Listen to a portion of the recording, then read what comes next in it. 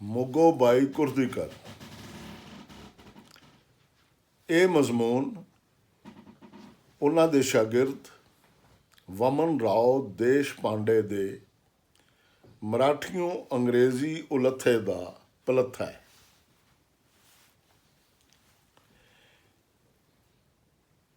ਜਾਣਕਾਰੀ। ਬੀਬੀ ਮੋਗੋ ਬਾਈ ਕੁਰਦੀਕਰ ਹੋਰੀ ਖਾਂ ਸਾਹਿਬ ਅਲਾਦੀਆ ਖਾਂ ਦੇ ਸ਼ਾਗਿਰਦ ਤੇ ਕਿਸ਼ੋਰੀ ਅਮੋਨੀਕਰ ਜੀ ਦੇ ਅੰਮਾ ਜੀ ਨੇ। ਜੈਪੁਰ ਘਰਾਣੇ ਦੀ ਸ਼ਾਗਿਰਦੀ ਵਿੱਚ ਪੰਡਤ ਭਾਸਕਰ ਰਾਓ ਤੇ ਸੰਗੀਤ ਸੁਰੇਸ਼ਰੀ ਕੇਸਰ ਬਾਈ ਕੇਰਕਰ ਤੋਂ ਮਗਰੋਂ ਇਹਨਾਂ ਦਾ ਹੀ ਨਾਂ ਆਉਂਦਾ ਹੈ। ਕੇਸਰ ਬਾਈ ਕੇਰਕਰ ਵਾਕਨ ਇਹ ਵੀ ਗੋਆ ਦੇ ਨੇ। ਇਹਨਾਂ ਦੇ ਪਿੰਡ ਦਾ ਨਾਂ ਕੁਰਦੀ ਸੀ। ਗੋਆ ਨੂੰ ਬਖਸ਼ੇ ਇਹਨੇ ਹਿੰਦੁਸਤਾਨ ਨੂੰ ਸੰਗੀਤ, ਨਾਟਕ ਤੇ ਨਰਤ ਦੇ ਬੜੇ ਵੱਡੇ ਵੱਡੇ ਕਲਾਕਾਰ ਦਿੱਤੇ ਨੇ।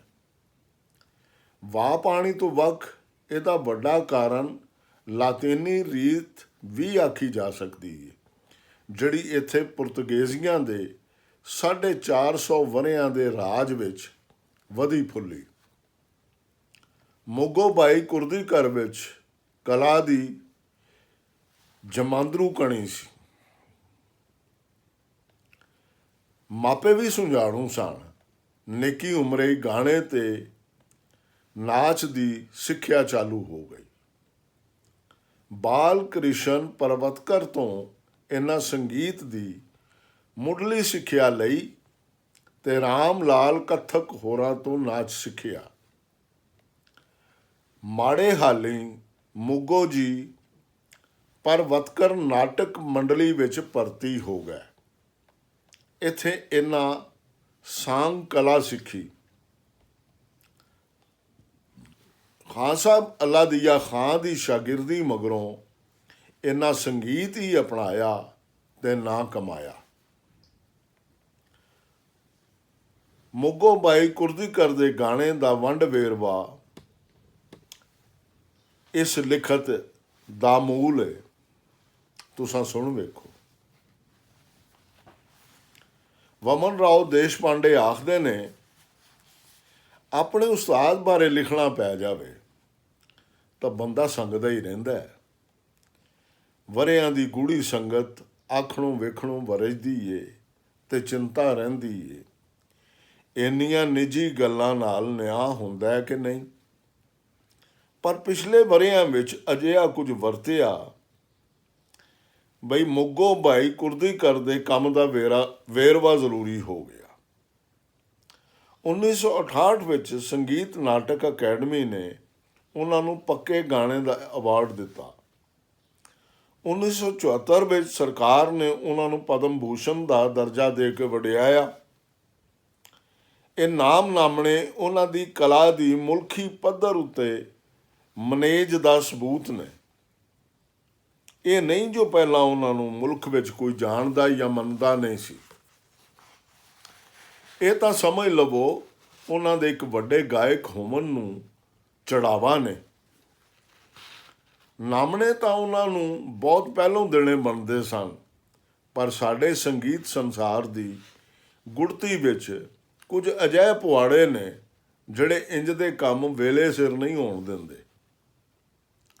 ਸਰਕਾਰੀ ਮਾਨਤਾ ਤੇ ਪੂਰੇ ਮੁਲਕ ਵਿੱਚ ਸਫਲਤਾ ਬਹੁਤਾ ਕਰਕੇ ਉਹਨਾਂ ਸੰਗੀਤਕਾਰਾਂ ਨੂੰ ਜੁੜਦੀ ਏ ਜਿਹੜੇ ਵਟਦੇ ਵੇਲੇ ਦੇ ਸਵਾਦਾਂ ਮੂਜਬ ਆਪਣਾ ਅੰਗ ਵਟਾਉਂਦੇ ਰਹਿੰਦੇ ਨੇ। ਮੇਰੀ ਗੱਲ ਇਹਨਾਂ ਸੰਗੀਤਕਾਰਾਂ ਦੀ ਨਿੰਦਿਆ ਨਹੀਂ, ਸਗੋਂ ਹੁੰਦੇ ਵਰਤਦੇ ਟੀਚੇ ਬਾਰੇ ਦੱਸਣ। ਗਾਣੇ ਦੇ ਅੰਗ ਵੇਲੇ ਨਾਲ ਜ਼ਰੂਰ ਵਟਣੇ ਚਾਹੀਦੇ ਨੇ। ਗਾਣੇ ਦੇ ਅੰਗ ਵੇਲੇ ਦੇ ਨਾਲ ਜ਼ਰੂਰ ਵਟਣੇ ਚਾਹੀਦੇ ਨੇ। ਜੇ ਕੋਈ ਅੰਗ ਆਪਣੇ ਸੁਣਨ ਵਾਲਿਆਂ ਦੀਆਂ ਲੋੜਾਂ ਨਾਲ ਰਲ ਕੇ ਨਹੀਂ ਟੁਰਦਾ ਤਾਂ ਉਹ ਪੁਰਾਣਾ ਤੇ ਮਰਨਹਾਕਾ ਹੋ ਜਾਂਦਾ ਹੈ। ਪਿਛਲੇ ਵੇਲਿਆਂ ਵਿੱਚ ਸੁਣਨ ਵਾਲੇ ਥੋੜ੍ਹੇ ਪਰ ਪਾਰਖ ਲੋਕ ਹੁੰਦੇ ਸਨ, ਜਿਨ੍ਹਾਂ ਕਲਾਕਾਰ ਦੀ ਕਲਾ ਦਾ ਹੱਦ ਮੰਨਣਾ ਵਿਚਾਰਨਾ ਜਗਤ ਲਾਮ ਤੋਂ ਲਾ ਮੁਲਕੀ ਆਜ਼ਾਦੀ ਦੇ ਦਹਾਕਿਆਂ ਤਾਈਂ ਸੁਣਨ ਵਾਲਿਆਂ ਦੀ ਗਿਣਤੀ ਵਧੀ ਤੇ ਕਲਾਕਾਰਾਂ ਨੂੰ ਸਮਝ ਆਈ ਉਹਨਾਂ ਵੰਨ ਦੇ ਲੋਕਾਂ ਨੂੰ ਪਰਚਾਣਾ ਹੈ।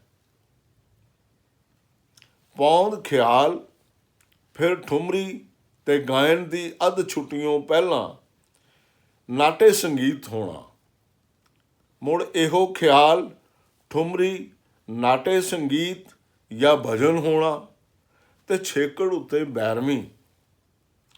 ਇਹ ਸੱਚਾ ਬਣ ਗਿਆ ਹੋਇਆ ਸੀ ਪਿੰਡ ਵਿੱਚ ਗਾਉਣ ਦਾ। ਮੋਗੋ ਬਾਈ ਇਸ ਸੱਚੇ ਵਿੱਚ ਢਲਣੋਂ ਨਾ ਕਰ ਦਿੱਤੀ ਤੇ ਇੱਕ ਪਾਸੇ ਵੱਖਰੇ ਹੋ ਰਿਹਾ। ਉਹ ਸਾਡੀ ਸੰਗੀਤ ਵਾਰ ਦੇ 200 ਵਰ੍ਹਿਆਂ ਤੋਂ ਟੁਰੇ ਆਉਂਦੇ ਠੁੱਕ ਉੱਤੇ ਪੱਕੇ ਰਹੇ। ਇਹ ਅਣਲਿਖਿਆ ਠੁੱਕ ਸੀ, ਧੁਰਪਦੀ ਗਾਵੇ, ਖਿਆਲੀਆ ਆਪਣੇ ਖਿਆਲ ਉੱਤੇ ਹੀ ਸਾਰਾ ਧਿਆਨ ਲਾਵੇ ਤੇ ਠੁਮਰੀ ਗਾਵਣ ਵਾਲਿਆਂ ਨੂੰ ਠੁਮਰੀ ਬਿਨਾ ਕੁਝ ਨਹੀਂ ਆਉਣਾ ਚਾਹੀਦਾ। ਇਹ ਜ਼ਮਾਨਾ ਸਾਡੇ ਸੰਗੀਤ ਦਾ ਰੋਸ਼ਨ ਜ਼ਮਾਨਾ ਸੀ। ਹਰ ਗਾਇਕ ਉਸੇ ਕੰਮ ਨੂੰ ਧਿਆਨ ਦਿੰਦਾ ਜਿਹੜਾ ਉਹਨੇ ਚੁਣਿਆ ਹੁੰਦਾ। ਇਸ ਸਮੇਂ ਦੀ ਗੂੰਜ ਅੱਜ ਅਸਾਂ ਸੁਣਨੀ ਹੋਵੇ ਤਾਂ ਸਾਨੂੰ ਨਿਰੀ ਮੋਗੋ ਬਾਈ ਦੇ ਸੰਗੀਤ ਵਿੱਚੋਂ ਹੀ ਸੁਣੇ ਸੀ। ਮੋਗੋ ਬਾਈ ਨੇ ਕਦੀ ਠੁਮਰੀ ਨਹੀਂ ਗਵੀ। ਉਹਨਾਂ ਖਿਆਲ ਫੜਿਆ ਤੇ ਸਾਰੀ ਜ਼ਿੰਦਗੀ ਖਿਆਲ ਹੀ ਗਵਿਆ। ਵੇਲੇ ਨਾਲ ਰੰਗ ਵਟਾਵਣ ਦੇ ਮੋਹ ਨੂੰ ਉਹਨਾਂ ਠੱਲ ਕੇ ਰੱਖਿਆ। ਨਾਮ ਨਾਮਣਾ ਤੇ ਨਾਵਾਂ ਤਾਂ ਫਿਰ ਵਾਰਨਾ ਹੀ ਪੈਣਾ ਸੀ। ਸੋ ਨਾ ਵਾਰਿਆ ਤਾਂ ਇੱਕੋ ਵਾਟ ਪੱਕੇ ਪੈਰੀਂ ਟੁਰਦੇ ਰਹੇ। ਇਹ ਵਾਟ ਸੀ ਇਲਮ ਦੀ ਸਿੱਖਿਆ ਦੀ। ਹੋਰ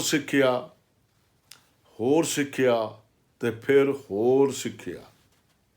ਅਣਗਿਣਤ ਔਕੜਾਂ ਆਈਆਂ, ਜ਼ਿਹਨੀ ਜਿਸਮੀ ਦੋਵੇਂ, ਪਰ ਉਹਨਾਂ ਇਲਮ ਦੀ ਢੂੰਡ ਨਾ ਛੱਡੀ ਤੇ ਉੜਕ ਚਿਰਾਂ ਪਿੱਛੋਂ ਉਹਨਾਂ ਨੂੰ ਇਸ ਭਗਤੀ ਦਾ ਫਲ ਢੀ ਪਿਆ।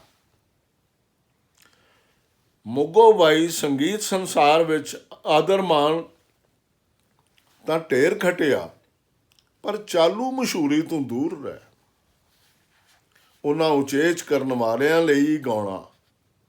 ਉਹ ਪਿੜ ਵਿੱਚ ਖਿਆਲ, ਠੁਮਰੀ ਤੇ ਨਾਟੇ ਸੰਗੀਤ ਵਾਲੇ ਟੀਚੇ ਨੂੰ ਪੂਰਾ ਨਹੀਂ ਸਨ ਕਰ ਸਕਦੇ। ਮੋਗੋ ਬਾਈ ਪਹਿਲੇ ਕਲਾਕਾਰ ਨੇ ਜਿਨ੍ਹਾਂ ਵੇਲੇ ਦੇ ਫੋਕੇ ਵਟਾ ਨੂੰ ਮੰਨਣੋਂ ਨਾ ਕੀਤੀ ਤੇ ਆਪਣੀ ਕਸਬ ਕਲਾ ਸੁੱਧ ਪੈਰਾਂ ਪਰਨੇ ਰੱਖੀ। ਤੁਹਾਨੂੰ ਪਤਾ ਹੀ ਏ, ਇੰਜ ਦੇ ਫਕਰ ਵੀ ਹੋਏ ਨੇ ਜਿਨ੍ਹਾਂ ਜੰਨਤ ਲੈਣੋਂ ਨਾ ਕਰ ਛੱਡੀ ਪਰ ਯਾਰ ਦੀ ਭਾਲ ਦਾ ਸਵਾਦ ਨਾ ਮੰਝਾਇਆ। ਮੋਗੋ ਬਾਈ ਹੋਰਾਂ ਦੇ ਗਾਣੇ ਵਿੱਚ ਇਹੋ ਫਕੀਰੀ ਸਿਰੜ ਵਿਖਾਲੀ ਦਿੰਦਾ ਹੈ। ਘੱਟ ਤੋਂ ਘੱਟ ਸੁਰਾਂ ਨਾਲ ਸੁਰ ਜਗਤ ਦੀ ਉਸਾਰੀ ਸਿਖਰ ਹੁੰਦੀ ਹੈ। ਜਦੋਂ ਕੱਲਾ ਸੁਰ ਮਨ ਚਾਹਿਆ ਸਿੱਟਾ ਦੇ ਦਿੰਦਾ, ਨਿਸ਼ਾ ਲਾ ਦਿੰਦਾ, ਤਾਂ ਦੂਜੇ ਨੂੰ ਕੀ ਛੇੜਨਾ। ਫਿਰ ਇਹਦੇ ਵਿੱਚ ਹੀ ਡੂੰਘਾ ਲੱਥਾ ਜਾਵੇ ਹਾਂ ਦੂਜਿਆਂ ਪਿੱਛੇ ਭੱਜਣ ਨਾਲੋਂ। ਸੁਲੇਖਕਾਰ ਥੋੜ੍ਹੇ ਲਫ਼ਜ਼ਾਂ ਵਿੱਚ ਰੰਗ ਮਚਾਉਂਦੇ ਨੇ ਤਾਂ ਸੰਗੀਤ ਵਿੱਚ ਵੀ ਤਾਂ ਥੋੜ੍ਹੇ ਸੁਰਾਂ ਥੀ ਚੋਖਾ ਕੰਮ ਲਿਆ ਜਾ ਸਕਦਾ। ਮੋਗੋ ਬਾਈ ਨੇ ਇਸ ਚੱਜ ਦੀ ਵਰਤੋਂ ਨਾਲ ਆਪਣੇ ਗਾਣੇ ਦੀ ਪੱਧਰ ਉੱਚੀ ਕੀਤੀ ਏ। ਨਾ ਸੁਰਾਂ ਦੀ ਲੋਟੀ ਪਾਉਂਦੇ ਨੇ ਤੇ ਨਾ ਸੁਰਾਂ ਨੂੰ ਅਜਾਇਆ ਕਰਦੇ। ਉਹ ਸਰਫੇ ਨਾਲ ਸੁਰ ਲਿਆਂਦੇ ਨੇ ਤੇ ਪਹਿਲਾਂ ਤੋਂ ਧਾਰੀ ਸ਼ਕਲ ਵਿੱਚ ਉਣਦੇ ਟੁਰੇ ਜਾਂਦੇ ਨੇ। ਸੁਰਾਂ ਦੇ ਤਾਣੇ ਪੇਟੇ ਨੂੰ ਲੈ ਦੇ ਹਲਕੋਰਿਆਂ ਨਾਲ ਇੱਕ ਤੋਲ ਕਰਦੇ। ਮੋਗੋ ਬਾਈ ਨੂੰ ਸੁਰ ਪਰੋਵਣ, ਵਿਥਾਂ ਰੱਖਣ, ਲਮਕਾਵਣ ਜਾਂ ਠੱਲਣ ਦੀ ਭਰਵੀਂ ਜਾਚ। ਉਹਨਾਂ ਦੀ ਫਿਰਤ ਬੜੀ ਬਰੀਕੀ ਨਾਲ ਵਨੋਂ ਵਨ ਹੁੰਦੀ। ਹਰ ਫਿਰਤ ਵਿਚਲੀ ਸ਼ਕਲ ਪਿਛਲੀ ਨਾਲੋਂ ਕੁਝ ਲੰਮੇਰੀ, ਪਰ ਫਿਰ ਵੀ ਇੰਜ ਥਾਂ ਸਿਰ ਕੀਤੀ ਹੁੰਦੀ ਏ ਵੀ ਸੁਨੀਅਰ ਹੱਕਾ ਬੱਕਾ ਰਹਿ ਜਾਂਦਾ। ਮੋਗੋਬਾਈ ਵਿੱਚ ਜੈਪੁਰ ਗਾਇਕੀ ਦੇ ਉਚੇਚੇ ਗੁਣ ਨੇ, ਜਿਹੜੇ ਢੰਗ ਨਾਲ ਇਹ ਘਰਾਨਾ ਕਿਸੇ ਸ਼ੈ ਜਾਂ ਬੰਦਿਸ਼ ਨੂੰ ਖੋਲ੍ਹਦਾ ਹੈ, ਬਹੁਤ ਸਮਝਣ ਵਾਲਾ ਹੈ। ਸਾਨੂੰ ਪਤਾ ਹੈ ਬਹੁਤ ਸਾਰੇ ਸੰਗੀਤਕਾਰ ਸੋਹਣੇ ਢੰਗ ਨਾਲ ਬੰਦਿਸ਼ਾਂ ਵਰਤਾਉਂਦੇ ਨੇ, ਪਰ ਉਹ ਬੰਦਿਸ਼ 'ਚ ਪੂਰਾ ਲੱਥਦੇ ਨਹੀਂ। ਜਿਹੜਾ ਕਸਬੀ ਬੰਦਿਸ਼ ਨੂੰ ਬੰਦਿਸ਼ ਵਾਕਣ ਨਾ ਗਵੇ, ਉਹ ਸੰਗੀਤ ਭੇਦ ਦਾ ਕਾਹਦਾ ਜਾਣੂ। ਇਹਦਾ ਨਿਚੋੜ ਤਾਂ ਇਹੋ ਏ, ਸੁਣਨ ਵਾਲਾ ਆਪ ਮੁਹਾਰਾ ਹੀ ਪਹਿਲੇ ਸਾਮੂ ਤੇ ਹੁੰਗਾਰਾ ਦੇਵੇ। ਸੁਰਾਂ ਤੇ ਸੁਰਾਂ ਦੀ ਮੂਰਤ ਨੂੰ ਖਰਾ ਉਲੀਕਣ, ਲਫ਼ਜ਼ਾਂ ਨੂੰ ਬੜੇ ਧਿਆਨ ਨਾਲ ਚਿਣਨ, ਸੁਰ ਬੋਲ ਵਿੱਚ ਥਾਂ ਥਾਂ ਕਰਨ, ਟੁਰਦੀ ਲੈਅ ਵਿੱਚ ਚੀਜ਼ ਦੇ ਹਰ ਅੰਗ ਨੂੰ ਵੇਲੇ ਸਿਰ ਲਿਆਵਣ, ਬਾਜ਼ੇ ਵੇਲੇ ਮਾਤਰੇ ਸਿਰ ਤੇ ਬਾਜ਼ੇ ਵੇਲੇ ਅੱਗੇ ਪਿੱਛੇ ਕਰਕੇ, ਹਰ ਸੁਰ ਦੀ ਵਣੋਂ ਵਨ ਮਧੁਰਤਾ, ਚੀਜ਼ ਦਾ ਇੱਕ ਇੱਕ ਅੱਖਰ ਤੇ ਲੈਅ ਦਾ ਇੱਕ ਇੱਕ ਮਾਤਰਾ, ਇਹਨਾਂ ਦੇ ਵੱਖ-ਵੱਖ ਤਣ, ਇਹਨਾਂ ਸਭਨਾਂ ਦਾ ਆਂਦਾ ਹੋਇਆ ਤਣਾਅ ਤੇ ਫਿਰ ਸਮ ਉੱਤੇ ਆ ਕੇ ਸੁਖਾਵਾਂ ਹੋ ਨਿਬੜਨ। ਇਹ ਹੈ ਢੰਗ ਕੋਈ ਬੰਦਿਸ਼ ਸੁੱਧ ਵਰਤਾਵਨ ਦਾ। ਬਹੁਤੇ ਸੰਗੀਤਕਾਰ ਕਿਸੇ ਨਾ ਕਿਸੇ ਹੱਦ ਤਾਈਂ ਇਹਦੇ ਜਾਣੂ ਜ਼ਰੂਰ ਨੇ, ਪਰ ਮੁੱਗੋਬਾਈ ਦੇ ਸੰਗੀਤ ਵਿੱਚ ਇਹ ਗੁਣ ਨਰੋਲ ਮਾਣਿਆ ਜਾ ਸਕਦਾ ਹੈ। ਦੂਜੇ ਸੰਗੀਤਕਾਰਾਂ ਵਿੱਚ ਇਹ ਗੱਲ ਮੱਧ ਲੈ ਤੇ ਦੁਰਤ ਲੈ ਦੀਆਂ ਸ਼ੈਵਾਂ ਵਿੱਚ ਆਉਂਦੀ, ਪਰ ਮੋਗੋਬਾਈ ਦਾ ਵਿਲੰਬਤ ਲੈ ਵਿੱਚ ਇਹ ਸਾਰਾ ਕੁਝ ਕਰ ਵਿਖਾਵਣ ਅਸਲੋਂ ਅਲੋਕਾਰ ਹੈ। ਲੈਅਕਾਰੀ ਤੇ ਬੋਲਤਾਨ ਮੋਗੋਬਾਈ ਦੀ ਗਾਇਕੀ ਦੀਆਂ ਵੱਡੀਆਂ ਸ਼ੈਵਾਂ ਨੇ। ਤਾਲ ਉਹਨਾਂ ਦੀ ਗਾਇਕੀ ਦੀ ਖੁਰਾਕ ਹੈ। ਸੁਰ ਤੇ ਲੈਅ ਦੀ ਪੇਚਦਾਰੀ ਇੱਕ ਮਿਕ ਹੋਈ ਹੁੰਦੀ ਹੈ। ਅਲਾਪੀ ਵਿੱਚ ਇਹ ਕੰਮ ਉਗੜਵਾਂ ਵਿਖਾਲੀ ਦਿੰਦਾ ਹੈ, ਜਦੋਂ ਉਹ ਘੱਟ ਜਾਣੇ ਪਛਾਣੇ ਰਾਗਾਂ ਨੂੰ ਖੋਲ੍ਹਦੇ ਨੇ। ਹੋਰ ਤੇ ਹੋਰ ਇਹ ਤਾਨਾਂ ਤੇ ਬੋਲ ਤਾਨਾਂ ਦੇ ਤਾਣੇ ਪੇਟੇ ਵਿੱਚ ਵੀ ਓਲੇ ਨਹੀਂ ਹੁੰਦੇ। ਹੋਰ ਤੇ ਹੋਰ ਇਹ ਤਾਨਾਂ ਤੇ ਬੋਲ ਤਾਨਾਂ ਦੇ ਤਾਣੇ ਪੇਟੇ ਵਿੱਚ ਵੀ ਓਲੇ ਨਹੀਂ ਹੁੰਦਾ। ਤਾਲ ਨਾਲ ਪੇਚਦਾਰ ਸਾਂਗਾ ਉਹਨਾਂ ਦੀ ਗਾਇਕੀ ਦੀ ਵੱਡੀ ਨਿਸ਼ਾਨੀ ਹੈ। ਫਿਰ ਉਹ ਜਿਵੇਂ ਸੁਰਾਂ ਨੂੰ ਪਲੋਸਦੇ ਤੇ ਵਿੱਚ ਨਾਟਕੀ ਛੋਹ ਭਰਦੇ ਨੇ, ਉਹਨਾਂ ਦੇ ਸੰਗੀਤ ਨੂੰ ਹੋਰ ਵੀ ਚਾਰ ਚੰਨ ਲੱਗ ਜਾਂਦੇ ਨੇ। ਉਹਨਾਂ ਆਪਣਾ ਬਾਲਪਨ ਸਟੇਜ ਉੱਤੇ ਲੰਘਾਇਆ। ਚਿੰਤਵੱਬ ਗੁਰੂ ਨੇ ਉਹਨਾਂ ਦੀ ਸਿਖਲਾਈ ਕੀਤੀ। ਦੱਸਣ ਵਾਲੇ ਦੱਸਦੇ ਨੇ, ਉਹਨਾਂ ਸੁਭਦਰਾ ਤੇ ਕਿਣਕਣੀ ਦੇ ਸਾਂਗ ਬੜੇ ਵਧੀਆ ਭਰੇ ਸਨ। ਇਸ ਜ਼ਮਾਨੇ ਵਿੱਚ ਹੀ ਮੋਗੋਬਾਈ ਨੇ ਨਰਤ ਦੇ ਮਹਾ ਉਸਤਾਦਾਂ ਤੋਂ ਨਾਚ ਵੀ ਸਿੱਖਿਆ। ਜਾਨੀ ਨਰਤਕਾਰੀ ਰਾਮ ਲਾਲ ਕਥਕ ਵੀ ਉਹਨਾਂ ਦੇ ਉਸਤਾਦ ਸਨ। ਅੱਜ ਵੀ ਉਹਨਾਂ ਦਾ ਵਜੂਦ ਤੇ ਟੋਰ ਇਸ ਸਿਖਲਾਈ ਦੀ ਸ਼ਾਦੀ ਦਿੰਦੇ ਨੇ। ਮਗਰੋਂ ਉਹਨਾਂ ਸਟੇਜ ਛੱਡ ਦਿੱਤਾ ਤੇ ਪੱਕੇ ਗਾਣੇ ਵੱਲ ਆ ਗਏ। ਉਦੋਂ ਤੋਂ ਲੈ ਕੇ ਹੁਣ ਤਾਈਂ ਉਹਨਾਂ ਸਾਰਾ ਵੇਲਾ ਖਿਆਲ ਗਾਇਕੀ ਨੂੰ ਹੀ ਦਿੱਤਾ ਹੈ, ਪਰ ਉਹਨਾਂ ਨਾਚ ਤੇ ਰਾਸ ਦੀ ਸਿਖਲਾਈ ਨੂੰ ਅਜਾਇਆ ਨਹੀਂ ਕੀਤਾ। ਉਹਨਾਂ ਦੇ ਸੰਗੀਤ ਵਿੱਚ ਰਾਸ ਦੀ ਛੋਹ ਤੇ ਲੈਅਕਾਰੀ ਦੀਆਂ ਬਰੀਕੀਆਂ ਦਾ ਸੁਆਦਲਾ ਵਰਤਣ ਪੁਰਾਣੀ ਸਿੱਖਿਆ ਦੀ ਦੇਣ ਹੈ, ਤੇ ਬੋਲ ਤਾਨਾਂ ਰਾਹੀਂ ਤਾਂ ਇਹ ਸਭੇ ਕੁਝ ਬਹੁ ਭਰਵਾਂ ਵਰਤਿੰਦਾ ਹੈ। ਜਿੱਡੇ ਸੁਘੜੇਪ ਨਾਲ ਉਹ ਬੋਲ ਤਾਨਾਂ ਫਿਰਦੇ ਨੇ, ਮੈਂ ਕਿਸੇ ਹੋਰ ਗਵਈਏ ਨੂੰ ਫਿਰਦਿਆਂ ਨਹੀਂ ਸੁਣਿਆ। ਮਜਾਲ ਏ ਕੋਈ ਲਫ਼ਜ਼ ਕੁਤਰਿਆ ਜਾਵੇ। ਲੰਮੀਆਂ ਤੇ ਨਿੱਕੀਆਂ ਆਵਾਜ਼ਾਂ ਗੁੱਛਾ ਮੁੱਛਾ ਹੋ ਜਾਵਣ। ਲਮਕਾਵੇਂ ਜਾਂ ਖੜੋਤੇ ਅੱਖਰਾਂ ਦੀ ਕੁਦਰਤੀ ਆਸ ਵਿਗੜ ਜਾਵੇ। ਲਫ਼ਜ਼ ਤੇ ਫਿਕਰੇ ਬੜੀ ਨਾਜ਼ਕੀ ਨਾਲ ਸੁਰਾਂ ਵਿੱਚ ਸਜੇ ਹੁੰਦੇ ਨੇ ਤੇ ਗੁਲਦਸਤਿਆਂ ਵਾਕਣ ਤਾਲ ਝੂਟ ਦੇ ਮੁੱਗੋ ਬਾਈ ਦੇ ਬੋਲ ਤਾਨ ਉੱਤੇ ਖਾਸ ਪਹਿਰੇ ਦਾ ਪਤਾ ਦਿੰਦੇ ਟੁਰੇ ਆਉਂਦੇ ਨੇ। ਇਹ ਵਸਫ ਕਿਸੇ ਹੋਰ ਵਿੱਚ ਨਹੀਂ ਵੇਖਿਆ ਜਾ ਸਕਦਾ ਤੇ ਨਾ ਹੀ ਇਹਨੂੰ ਕੋਈ ਰਿਆਸਤਾਂ ਯਤਨਾਂ ਨਾਲ ਕਮਾ ਸਕਦਾ ਹੈ। ਗੋਬਿੰਦ ਰਾਓ ਤੈਂਬੇ ਨੇ ਇੱਕ ਵਾਰੀ ਭਾਸਕਰ ਬੂਆ ਬਾਖਲੇ ਦੀਆਂ ਬੋਲ ਤਾਨਾਂ ਨੂੰ ਪਰਿਪੈਕਰ ਆਖਿਆ ਸੀ। ਅੱਜ ਸਾਡੇ ਵਿੱਚ ਕੋਈ ਵੀ ਬੰਦਾ ਨਹੀਂ ਜਿਹਨੇ ਭਾਸਕਰ ਬੂਆ ਬਾਖਲੇ ਦੀਆਂ ਤਾਨਾਂ ਸੁਣੀਆਂ ਹੋਣ। ਇਸ ਵੇਲੇ ਇਹ ਸੁਚੱਜ ਤੇ ਸੋਹਣ ਨਿਰਾ ਮੁੱਗੋ ਬਾਈ ਦੇ ਸੰਗੀਤ ਵਿੱਚ ਹੀ ਮਾਣਿਆ ਜਾ ਸਕਦਾ ਹੈ। ਬੋਲ ਤਾਨਾਂ ਬੜੀ ਤ੍ਰਿਖ ਨਾਲ ਪਰੀਆਂ ਵਾਕਣ ਆਉਂਦੀਆਂ ਨੇ ਤੇ ਝਲਕਾਰੇ ਦਿੰਦੀਆਂ ਟੁਰੀਆਂ ਜਾਂਦੀਆਂ ਨੇ। ਇਹ ਬੋਲ ਤਾਨਾਂ ਏਡੀਆਂ ਸੋਹਣੀਆਂ ਬਣੀਆਂ ਵੇਤਰੀਆਂ ਹੁੰਦੀਆਂ ਨੇ ਜੋ ਇਹਨਾਂ ਦੀ ਗੇਣ ਨਹੀਂ ਸੋਹਣੀ ਚੇਤੇ ਰਹਿ ਜਾਂਦਾ ਹੈ। ਮੋਗੋ ਬਾਈ ਦਾ ਤਾਲ ਉੱਤੇ ਕਾਬੂ ਕਮਾਲ ਹੈ। ਜੈਪੁਰ ਗਾਇਕੀ ਵਿੱਚ ਜਿੱਡੀ ਛੱਬ ਨਾਲ ਰਾਗ ਨੂੰ ਖੋਲ੍ਹਿਆ ਜਾਂਦਾ ਹੈ, ਉਹਦੇ ਲਈ ਜ਼ਰੂਰੀ ਹੁੰਦਾ ਹੈ ਨਾਲ ਬੈਠਾ ਤਬਲੀਆ ਸਿੱਧਾ ਸਿੱਧਾ ਟੁਰੇ।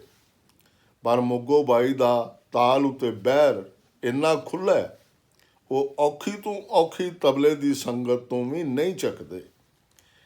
ਲੈ ਭਾਸਕਰ ਖਪਰੂ ਮਾਮਾ ਵਰਗੇ ਨਾਮੀ ਤਬਲੀਏ ਨਾਲ ਚਿਰਾਂ ਬੱਧੀ ਗਾਉਣ ਭਾਰੋਂ ਉਹਨਾਂ ਨੂੰ ਉਂਝ ਹੀ ਸਾਰਾ ਤਬਲਾ ਅਜ਼ਬਰ ਹੋ ਗਿਆ ਹੋਇਆ ਹੈ। ਮੁੱਗੋ ਬਾਈ ਉਹਨਾਂ ਦੀ ਬੜੀ ਮਾਨਤਾ ਕਰਦੇ ਨੇ। ਨਾਲ ਬਾਲ ਕ੍ਰਿਸ਼ਨ ਪਰਵਤਕਰ ਹੋਰਾਂ ਦੀ ਵੀ, ਜਿਨ੍ਹਾਂ ਤੋਂ ਉਹਨਾਂ ਇਹ ਇਲਮ ਸਿੱਖਿਆ ਪੁੱਛਿਆ। ਮੁੱਗੋ ਬਾਈ ਦੇ ਪੱਕਾ ਗਾਣਾ ਛੋਹਣ ਦੀ ਕਹਾਣੀ ਬੜੀ ਚਸੀਲੀ ਹੈ। ਨਿੱਕੀ ਉਮਰੇ ਉਹਨਾਂ ਨੂੰ ਇੱਕ ਡਰਾਮੇ ਵਿੱਚ ਪਾਤਰ ਕਰਨ ਲਈ ਤਿਆਰ ਪਿਆ ਕਰਦੇ ਸਾਂ। ਚਿੰਤੌਬ ਗੁਰਵ ਨੇ ਉਹਨਾਂ ਨੂੰ ਇੱਕ ਗਾਣਾ ਸਿਖਾਇਆ। ਉਹ ਇਹ ਗਾਣਾ ਪਕਾਉਂਦੇ ਰਹਿਣ ਕਰਨ। ਉਦੋਂ ਉਹ 15 ਕੁ ਸਾਲਾਂ ਦੇ ਸਨ ਤੇ ਸੰਗਲੀ ਰਹਿੰਦੇ ਸਨ। ਖਾਨ ਸਾਹਿਬ ਉਸਤਾਦ ਅੱਲਾ ਦੀਆ ਖਾਂ ਉਹਨਾਂ ਦੇ ਘਰ ਕੋਲੋਂ ਅਕਸਰ ਲੰਘਣਾ ਕਰਨਾ।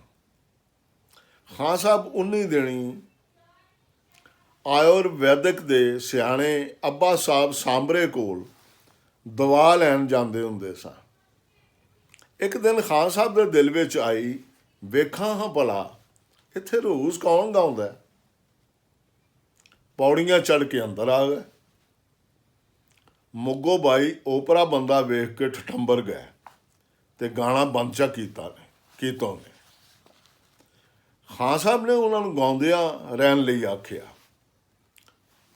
ਰੋਜ਼ ਤੇਰੇ ਗਾਣੇ ਦੀ ਆਵਾਜ਼ ਮੇਰੇ ਕੰਨੀ ਪੈਂਦੀ ਏ ਲੰਘਦਿਆਂ, ਅੱਜ ਮੈਂ ਤੇਰਾ ਗਾਣਾ ਸੁਣਨ ਹੀ ਆਇਆ। ਓੜਕ ਉਹ ਬੜੇ ਰਾਜ਼ੀ ਹੋਏ ਤੇ ਆਖਣ ਲੱਗੇ, ਮੈਂ ਤੈਨੂੰ ਸੰਗੀਤ ਸਿਖਾ ਸਾਂ।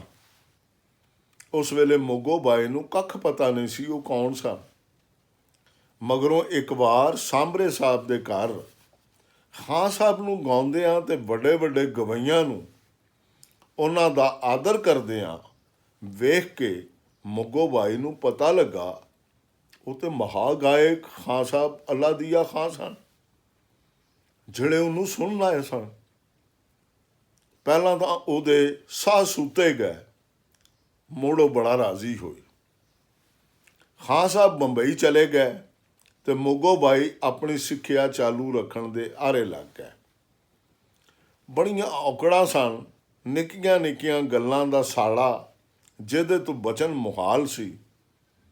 ਥੋੜ੍ਹਾ ਚਿਰ ਤਾਂ ਉਹਨਾਂ ਆਗਰੇ ਘਰਾਣੇ ਦੇ ਉਸਤਾਦ ਬਸ਼ੀਰ ਖਾਂ ਤੇ ਉਸਤਾਦ ਵਲੈਤ ਹੁਸੈਨ ਖਾਂ ਤੋਂ ਸਿੱਖਿਆ, ਪਰ ਇਹ ਗਾਇਕੀ ਉਹਨਾਂ ਨੂੰ ਬਾਂਦੀ ਨਹੀਂ ਸੀ। ਖਾਨ ਸਾਹਿਬ ਨੇ ਉਹਨਾਂ ਦਾ ਜ਼ਿਹਨ ਪੜ੍ਹ ਲਿਆ ਤੇ ਇੱਕ ਵਾਰੀ ਫਿਰ ਸਿਖਾਉਣ ਲੱਗ ਪਏ। ਹੁਣ ਔਕੜਾਂ ਦਾ ਨਵਾਂ ਗੇੜ ਚੱਲ ਪਿਆ, ਜਿਹਦੀ ਭਾਰੋਂ ਜ਼ਿਹਨ ਉੱਤੇ ਚੋਖਾ ਭਾਰ ਬਣਿਆ ਰਹਿੰਦਾ। ਅਖੀਰ ਖਾਂ ਸਾਹਿਬ ਨੇ ਮੁੱਗੋ ਬਾਈ ਨੂੰ ਗਾਣਾ ਦੱਸਣ ਆਪਣੇ ਛੋਟੇ ਭਰਾ ਉਸਤਾਦ ਹੈਦਰ ਖਾਨ ਦੇ ਜ਼ਿੰਮੇ ਲਾਇਆ। ਵਿੱਚੋਂ ਬੜੇ ਹੀ ਥੋੜ੍ਹੇ ਚਿਰ ਲਈ ਉਸਤਾਦ ਅਨਾਇਤ ਖਾਨ ਵੀ ਉਹਨਾਂ ਨੂੰ ਦੱਸਦੇ ਰਹੇ। ਮੁੱਕਦੀ ਗੱਲ ਬਈ 1920 ਤੋਂ 1946 ਤਾਈਂ ਪਾ ਸਦੀ ਮੁੱਗੋ ਬਾਈ ਨੇ ਖਾਂ ਸਾਹਿਬ ਅੱਲਾ ਦੀਆ ਖਾਂ ਤੋਂ ਬੜੀ ਮਿਹਨਤ ਨਾਲ ਗਾਣਾ ਸਿੱਖਿਆ। ਕਈ ਸਾਲ ਪਹਿਲਾਂ ਇਹ ਗੱਲ ਧੁੰਮੀ ਮੁੱਗੋ ਬਾਈ ਖਾਂ ਸਾਹਿਬ ਅੱਲਾ ਦੀਆ ਖਾਂ ਦੇ ਗੰਢੇ ਬੰਦ ਸ਼ਾਗਿਰਦ ਨਹੀਂ। ਹੋਰ ਤਾਂ ਹੋਰ ਉਹ ਲੋਕ ਵੀ ਜਿਨ੍ਹਾਂ ਨੂੰ ਪਤਾ ਸੀ ਮੁੱਗੋ ਬਾਈ ਨੇ ਖਾਂ ਸਾਹਿਬ ਨੂੰ ਪੈਸੇ ਦੇਣ ਲਈ ਆਪਣੇ ਗਹਿਣੇ ਤੁੜਵਾ ਛੱਡੇ ਸਨ, ਇਹ ਗੱਲਾਂ ਪੈ ਕਰਦੇ ਸਨ। ਖਾਂ ਸਾਹਿਬ ਨੂੰ ਪਤਾ ਲੱਗਾ ਤਾਂ ਉਹਨਾਂ ਇੱਕ ਮਹਿਫਲ ਵਿੱਚ ਸਾਰੇ ਲੋਕਾਂ ਸਾਹਮਣੇ ਆਖਿਆ, ਮੁੱਗੋ ਬਾਈ ਮੇਰੀ ਗੰਢੇ ਬੰਦ ਸ਼ਾਗਿਰਦ, ਮਤਾ ਕਿਸੇ ਨੂੰ ਭੁਲੇਖਾ ਹੋਵੇ। ਚਪੜ ਕਰਦੇ ਮੂੰਹ ਇਹ ਸੁਣ ਕੇ ਝਟਾਪਟ ਮੀਟੇ ਗਏ। ਅੱਜ ਅਸੀਂ ਲੋਕ ਇਹੋ ਜਿਹੀਆਂ ਗੱਲਾਂ ਦੇ ਤਸੀਹੇ ਦਾ ਅੰਦਾਜ਼ਾ ਨਹੀਂ ਕਰ ਸਕਦੇ। ਉਹਨਾਂ ਵੇਲਿਆਂ ਵਿੱਚ ਤਾਂ ਕਿਸੇ ਗਵਈਏ ਨੂੰ ਮੰਨਿਆ ਹੀ ਇੱਥੋਂ ਜਾਂਦਾ ਸੀ ਉਹਨੇ ਗੰਢਾ ਕਿਹਦਾ ਬੰਨਿਆ ਹੈ। ਜਿਹੜਾ ਕੋਈ ਗੰਢੇ ਬਾਝ ਹੁੰਦਾ ਸੀ ਉਹਨੂੰ ਕਸਬ ਵਿੱਚ ਹਲਾਲੀ ਨਹੀਂ ਸੀ ਮੰਨਿਆ ਜਾਂਦਾ। ਮੁੱਗੋ ਬਾਈ 25 ਵਰੇ ਖਾਂ ਸਾਹਿਬ ਅੱਲਾ ਦੀਆ ਖਾਂ ਦੀ ਸ਼ਾਗਿਰਦੀ ਕੀਤੀ। ਕੁਦਰਤੀ ਗੱਲ ਏ ਜੈਪੁਰ ਗਾਇਕੀ ਉਹਨਾਂ ਦੇ ਲਹੂ ਵਿੱਚ ਰਚੀ ਹੋਈ ਸੀ, ਉਹਨਾਂ ਇਹਨੂੰ ਪੀਤਾ ਹੋਇਆ ਹੈ। ਕੁਦਰਤੀ ਗੱਲ ਏ ਜੈਪੁਰ ਗਾਇਕੀ ਉਹਨਾਂ ਦੇ ਲਹੂ ਵਿੱਚ ਰਚੀ ਹੋਈ ਹੈ, ਉਹਨਾਂ ਇਹਨੂੰ ਪੀਤਾ ਹੋਇਆ ਹੈ ਅਤੇ ਇਹਦੇ ਨਾਲ ਇੱਕ ਜਾਨ ਹੋ ਗਏ ਹੋਏ ਨੇ। ਉਹਨਾਂ ਇਸ ਅੰਗ ਵਿੱਚ ਹੀ ਆਪਣੇ ਸੰਗੀਤ ਦਾ ਰੂਹ ਲੱਭਿਆ। ਕਰੜੀ ਮਿਹਨਤ ਹੁੰਦੀ ਸੀ, ਬੰਦਿਸ਼ਾਂ ਘੜੀ ਮੁੜੀ ਗਵੀਆਂ ਜਾਂਦੀਆਂ ਸਨ, ਫਿਕਰੇ ਦੁਰਾ ਕੇ ਮਾਂਜੇ ਜਾਂਦੇ ਸਨ। ਲੈ ਦੇ ਔਖੇ ਤੋਂ ਔਖੇ ਗੇੜਾਂ ਵਿੱਚੋਂ ਵਾਜ ਲੰਘਾਇਆ ਜਾਂਦਾ ਸੀ। ਦਿਨ ਪਰ ਰਾਤ ਇਹੋ ਕੁਝ ਹੁੰਦਾ ਸੀ। ਉਤੋਂ ਇਹ ਬਈ ਇਹਦੇ ਵਿੱਚੋਂ ਹੀ ਉਹਨਾਂ ਗਾਣੇ ਦਾ ਆਪਣਾ ਰੌਂਕ ਕੱਢਣਾ ਸੀ। ਜੈਪੁਰ ਗਾਇਕੀ ਦੇ ਸਭੇ ਗੁਣ ਉਹਨਾਂ ਦੇ ਸੰਗੀਤ ਵਿੱਚ ਰਚੇ ਹੋਏ ਨੇ।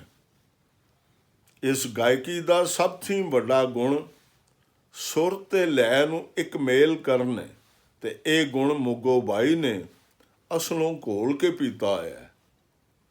ਬੰਦਸ਼ ਦੀ ਨੁਹਾਰ ਉਲੀਕਣ, ਆਵਰਤਨ ਜਾਣੇ ਤਾਲ ਚੱਕਰ ਦਾ ਦਿਖਾਵਣ, ਹੌਲੀ ਹੌਲੀ ਸੁਰਾਂ ਵਿੱਚ ਅੱਗੇ ਵਧਣ। ਇੱਕ ਸੁਰ ਵਿਸਮਦਾ ਪਿਆ ਹੈ ਤੇ ਦੂਜਾ ਜਗਿਆ ਆਉਂਦਾ ਹੈ। ਇਹ ਸਾਰੀ ਕਰਤ ਕਲਾ ਨਾਲ ਸਮ ਦੇ ਆਉਣ ਤੋਂ ਪਹਿਲਾਂ ਇੱਕ ਤਣਾਅ ਜਿਹਾ ਤਨ ਜਾਂਦਾ ਹੈ। ਤਣਾਅ ਦਾ ਬਣਨ ਤੇ ਨਿਭਣ ਹਰ ਗਾਇਕੀ ਵਿੱਚ, ਪਰ ਜੈਪੁਰ ਗਾਇਕੀ ਵਿੱਚ ਤਾਂ ਇਹਨੂੰ ਫਰਜ਼ ਸਮਝਿਆ ਜਾਂਦਾ ਹੈ। ਤੇ ਫਿਰ ਮੁੱਗੋ ਬਾਈ ਦੇ ਗਾਣੇ ਵਿੱਚ ਤਾਂ ਇਹ ਉੱਕਾ ਹੀ ਖਾਸੇ ਦੀ ਸ਼ੈ ਹੈ। ਸਾਰੀ ਸ਼ੈ ਸਾਹਮਣੇ ਦਿਸਦੀ ਪਈ ਹੁੰਦੀ ਏ। ਤਾਲ ਚੱਕਰ ਆਪਣੇ ਵੇਲੇ ਨਾਲ ਲੈਅ ਬੰਦ ਅਲਾਪੀ ਸਣੇ ਗਿੜਿਆ ਆਉਂਦਾ। ਤਾਨ ਜਾਂ ਕੁਝ ਤਾਨ ਫਿਰਤ ਤੇ ਕੁਝ ਬੋਲ ਤਾਨ, ਤਣ ਆਪਣੇ ਅਖੀਰ ਨੂੰ ਪੁੱਜ ਕੇ ਸਮ ਉੱਤੇ ਸੁਖਾਵਾਂ ਹੋ ਨਿਬੜਦਾ। ਸਾਡੇ ਵੇਲੇ ਸਾਰੀਆਂ ਸ਼ੈਵਾਂ ਵਿੱਚ ਰਲਾ ਹੋ ਗਿਆ। ਸੰਗੀਤ ਵੀ ਦੂਜੀਆਂ ਸ਼ੈਵਾਂ ਤੋਂ ਵੱਖ ਨਹੀਂ। ਇਸ ਕਰਕੇ ਇਹ ਕਿਵੇਂ ਨਿਰੋਲ ਤੇ ਸੁੱਧ ਰਹਿ ਸਕਦਾ ਹੈ। ਜਦੋਂ ਇੰਨੀ ਦੁਨੀਆ ਨੂੰ ਰਾਜ਼ੀ ਰੱਖਣਾ ਹੋਵੇ ਤਾਂ ਸੰਗੀਤਕਾਰ ਵੀ ਇਹਦੇ ਸਾਹ ਸਾਥੇ 'ਚ ਮਿਲਾਵਟ ਕਰ ਸਨ। ਪਰ ਮੁੱਗੋ ਬਾਈ ਦਾ ਸੰਗੀਤ ਨਿਰੋਲ ਤੇ ਨਖਾਲਸ ਹੈ। ਉਹ ਠੁਮਰੀ ਤੇ ਨਾਟੇ ਸੰਗੀਤ ਗਾਉਂਦੇ ਹੀ ਨਹੀਂ।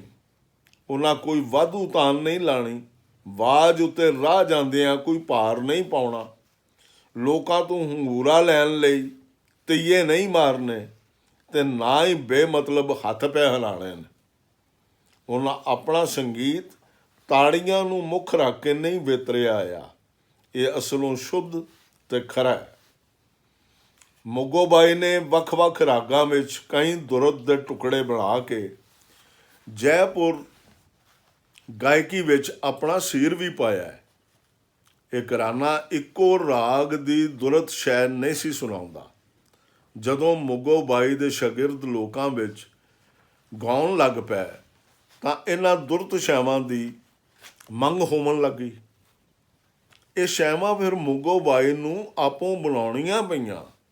ਉਹਨਾਂ ਸੌਣੀ ਨੱਟ, ਜੇਤ ਕਲਿਆਣ, ਸੰਪੂਰਨ ਮਾਲਕੌਂਸ, ਭੂਪ ਨੱਟ, ਸ਼ੁੱਧ ਨੱਟ, ਬਸੰਤ ਬਹਾਰ ਤੇ ਬਸੰਤੀ ਕੇਦਾਰ ਵਰਗੇ ਔਖੇ ਰਾਗਾਂ ਦੀਆਂ ਵੀ ਦੁਰਤ ਸ਼ੈਵਾਂ ਬਣਾ ਦਿੱਤੀਆਂ। ਇਹਨਾਂ ਸ਼ੈਵਾਂ ਦਾ ਮੋਗੋ ਬਾਈ ਆਪ ਵੀ ਅਤੇ ਉਹਨਾਂ ਦੇ ਸੁਣਨ ਵਾਲੇ ਵੀ ਇੱਕੋ ਜਿਹਾ ਸਵਾਦ ਲੈਂਦੇ ਨੇ। ਇੱਕ ਵੇਲੇ ਇੰਜ ਸੀ ਜਿਵੇਂ ਜੈਪੁਰ ਘਰਾਨਾ ਬਦਦੁਆਇਆ ਹੋਇਆ ਸੀ। ਇਹਦੇ ਚੋਟੀ ਦੇ ਗਵਈਏ ਆਪਣੇ ਸਿਖਰ ਸਮੇਂ ਮਰ ਜਾਂਦੇ ਸਨ। ਭਾਸਕਰ ਬੂਆ ਤੇ ਮੰਝੀ ਖਾਂ ਜਵਾਨ ਹੀ ਸਨ ਜਦੋਂ ਮੋਏ। ਗੋਵਿੰਦ ਬੂਆ ਸ਼ਾਲੀਗ੍ਰਾਮ ਦਾ ਵਾਜ ਗਵੀਚ ਗਿਆ ਤੇ ਉਹਨਾਂ ਗਾਣਾ ਛੱਡ ਦਿੱਤਾ। ਹੈਦਰ ਖਾਂ ਤੇ ਬੋਰਜੀ ਖਾਂ ਵੀ ਅੱਜ ਸਾਡੇ ਵਿੱਚ ਨਹੀਂ।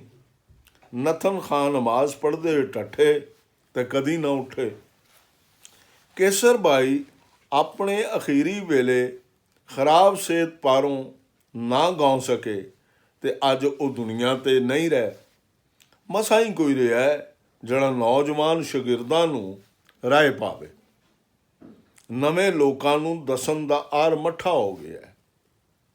ਓੜਕ ਇਹ ਸਾਰੀ ਜ਼ਿੰਮੇਵਾਰੀ ਮੋਗੋ ਬਾਈ ਹੋਰਾਂ ਉੱਤੇ ਆਣ ਪਈ ਏ ਅਤੇ ਉਹ ਪਿਛਲੇ 25 ਵਰ੍ਹਿਆਂ ਤੋਂ ਇਹ ਜ਼ਿੰਮੇਵਾਰੀ ਨਿਭਾਈ ਟੁਰੀ ਆਉਂਦੇ ਨੇ। ਸਵੇਲੇ 9 ਤੋਂ 12 ਵਜੇ ਅਤੇ ਸ਼ਾਮੀ 5 ਤੋਂ 9 ਵਜੇ ਤਾਈਂ ਉਹਨਾਂ ਦੇ ਘਰ ਤੰਬੂਰੇ ਦੇ ਤਾਰ ਛਿੜੇ ਰਹਿੰਦੇ ਨੇ। ਸ਼ਾਗਿਰਦ ਜਾਂ ਹੋਰ ਲੋਕ ਬੈਠੇ ਉਹਨਾਂ ਤੋਂ ਜੈਪੁਰ ਗਾਇਕੀ ਦਾ ਸੱਤ ਛਿਕਦੇ ਰਹਿੰਦੇ ਨੇ। ਇਹਨਾਂ ਵਿੱਚ ਸੁਸ਼ੀਲਾ ਰਾਣੀ ਪਟੇਲ, ਦਤਰ, ਉਹਨਾਂ ਦੀ ਆਪਣੀ ਧੀ ਕਿਸ਼ੋਰੀ ਅਮੋਨੀਕਰ, ਕਮਲ ਤੈਂਬੇ, ਕੁਸ਼ਲਿਆ ਮੰਜੀਸ਼ਵਰ, ਸੁਹਾ ਸੈਣੀ ਮਲਗਾਓਕਰ, ਬਦਮ ਤਲਵਾਲਕਰ ਜਾਂ ਜੋਗਾਲਕਰ ਤੇ ਇਹ ਲਿਖਿਆਰ ਨੇ। ਇੱਥੇ ਦੋ ਗੱਲਾਂ ਨਿਤਾਰਨ ਯੋਗ ਨੇ। ਕਿਸ਼ੋਰੀ ਅਮੋਨੀਕਰ ਤੇ ਬਦਮ ਜੋਗਲਕਰ ਸੁਰ ਅਲਾਪੀ ਤੇ ਬੜਤ ਨੂੰ ਸਾਰਾ ਧਿਆਨ ਦਿੰਦੀਆਂ ਨੇ। ਉਹਨਾਂ ਦਾ ਸੁਰ ਵਰਤਾਰਾ ਮਲੂਕ ਤੇ ਸ਼ੋਭਾ ਵਾਲਾ ਹੈ। ਕਿਸ਼ੋਰੀ ਅਮੋਨੀਕਰ ਨੇ ਜੈਪੁਰ ਘਰਾਣੇ ਦੇ ਸਖਤ ਠੋਕਾਂ ਮੂਜਬ ਮਾਂ ਕੋਲੋਂ ਸਿੱਖ ਕੇ ਆਪਣਾ ਇੱਕ ਵੱਖਰਾ ਅੰਗ ਬਣਾ ਲਿਆ ਹੈ। ਦੂਜੇ ਪਾਸੇ ਕਮਲ ਤੈਂਬੇ ਤੇ ਕੁਸ਼ਲਿਆ ਮੰਜੀਸ਼ਵਰ ਘਰਾਣੇ ਦੀ ਗਾਇਕੀ ਵਿੱਚ ਹੀ ਰਹਿੰਦੀਆਂ ਨੇ, ਪਰ ਇਹਨੂੰ ਆਪਣੇ ਆਪਣੇ ਨਿੱਜੀ ਰੰਗ ਨਾਲ ਵਰਤਾਉਂਦੀਆਂ ਨੇ। ਕਮਲ ਤੈਂਬੇ ਨੇ ਤਾਂ ਇਸ ਗਾਇਕੀ ਦੇ ਬੂਹੇ ਆਪਣੇ ਤੋਂ ਅਗਲੇ ਪੋਚ ਦੇ ਸੰਗੀਤਕਾਰਾਂ ਲਈ ਵੀ ਖੋਲ੍ਹ ਦਿੱਤੇ ਨੇ। ਗੁਰੂ ਦਾ ਅੰਗ ਸਿੱਖਣ ਸਮੀਚਣ ਦੇ ਨਾਲ ਨਾਲ ਇਹਨਾਂ ਸਾਰੀਆਂ ਸ਼ਾਗਿਰਦਾਂ ਆਪਣਾ ਆਪਣਾ ਗਾਵਨ ਢੰਗ ਵੀ ਕੱਢਿਆ। ਪਹਿਲੀ ਲੜੀ ਦਾ ਰੰਗ ਦਿਲ ਨੂੰ ਧੂ ਪਾਉਣ ਵਾਲਾ ਹੈ। ਦੂਜੀ ਲੜੀ ਰਾਗ ਦੇ ਆਕਾਰ ਦਾ ਖਿਆਲ ਰੱਖਦੀ ਹੈ। ਉਹਦੇ ਗਾਣੇ 'ਚ ਬੰਤਰ ਦੀ ਛੋਹ ਨਜ਼ਰ ਆਉਂਦੀ ਹੈ। ਪਰ ਇਹ ਦੋਵੇਂ ਧਾਰੇ ਆਪਣੇ ਘਰਾਣੇ ਦੀ ਸਿੱਖਿਆ ਨਾਲ ਪੂਰੇ ਜੁੜੇ ਹੋਏ ਨੇ। ਮੋਗੋ ਬਾਈ ਇਸ ਵੇਲੇ 17 ਤੋਂ ਟੱਪੇ ਹੋਏ ਨੇ। ਪਿਛਲੇ 5 ਵਰ੍ਹਿਆਂ ਤੋਂ ਮੈਂ ਉਹਨਾਂ ਨੂੰ ਲਗਾਤਾਰ ਸੁਣਦਾ ਪਿਆ, ਸਗੋਂ ਇਸ ਤੋਂ ਵੀ ਪਹਿਲਾਂ ਦਾ ਵੇਲੇ ਦੀਆਂ ਵਿੱਥਾਂ ਪਾ ਕੇ। ਹੁਣ ਉਹਨਾਂ ਦੇ ਗਾਣੇ ਵਿੱਚ ਪਹਿਲੇ ਵਾਲਾ ਸੇਕ ਤੇ ਤਨ ਨਹੀਂ ਰਿਹਾ। ਅੱਜ ਉਹ ਕਸਬਗਰੀ ਦੀ ਥਾਂ ਸੁਨੇਪ ਨੂੰ ਹੀ ਮੁੱਖ ਰੱਖਦੇ ਨੇ। ਆਵਾਜ਼ ਦੀ ਮਿੱਠ ਵੀ ਕਿਧਰੇ ਕਿਧਰੇ ਸਗਵੀਂ ਪਹਿਲਾਂ ਵਾਲੀ ਏ, ਪਰ ਇਹਦੇ ਵਿੱਚ ਪੜ ਪੱਕ ਆ ਗਿਆ ਹੈ।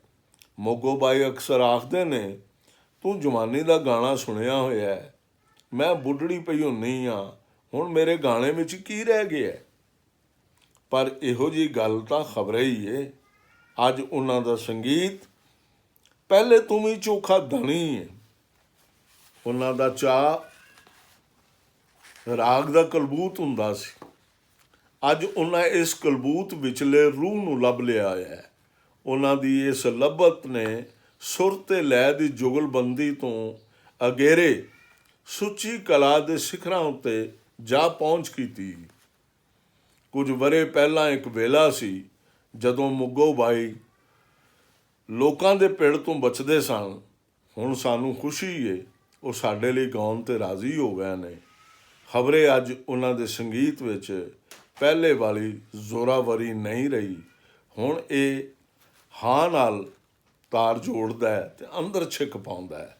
ਮੈਂ ਸਮਝਦਾ ਇਸ ਰੰਗ ਦੇ ਸੰਗੀਤ ਵਿੱਚ ਹੀ ਉਹਨਾਂ ਦਾ ਜੀਵਨ ਅਤੇ ਉਹਨਾਂ ਦੀ ਕਲਾ ਪੂਰੇ ਉਗੜੇ ਨੇ।